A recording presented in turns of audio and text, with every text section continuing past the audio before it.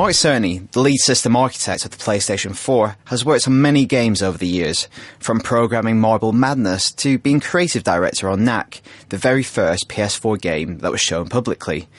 I recently spoke with him about the very core of the PS4 experience, the games.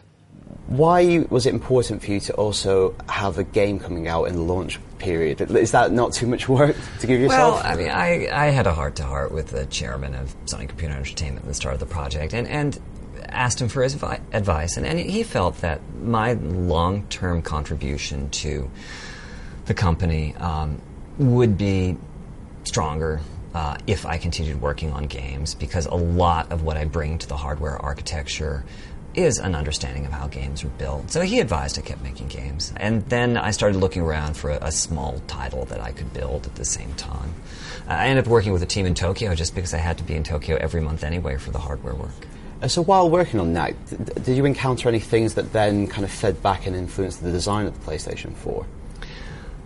The biggest thing that came out of that was that when I was talking to first-party game teams and third-party game teams about the console, I didn't have to talk as architect. I could talk about somebody with direct experience using the hardware and the system software and the development environment. So, for example, if I talked about the ease of development on a console, that was something that I'd experienced on Knack, which had actually had a very small programming team for the first half of the project. Or when I talked about play as you download or using our True Friends network, again, I could talk about what we were doing in our game, which, since it's a smaller game, most of the teams I was talking to would have no problem at all taking the approach that we took. You've talked about the renaissance in gaming and the way that the gaming landscape has changed over the past few console iterations. You've got, on one side, you've got AAA gaming that gets geometrically bigger every generation, and you've got smaller indie games. So you've kind of got this bifurcated landscape. Do you think that will persist, that you'll have these small indie titles and huge AAA, or is that landscape still being formatted? Is it still changing? Well, definitely the more successful indie teams, many of them will grow and start filling that up from the bottom. The question is just how far does it go?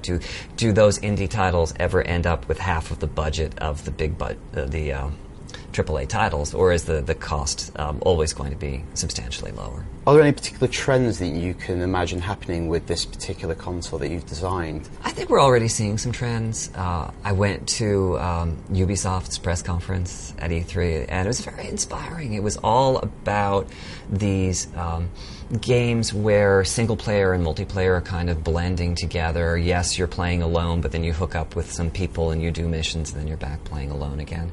I think we'll see a lot of that.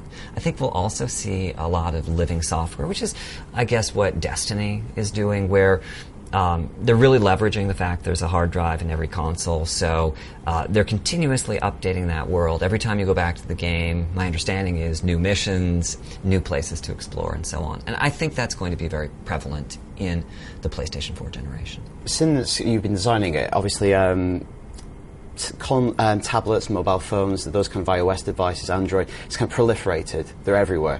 Did that really change the design of the PlayStation 4?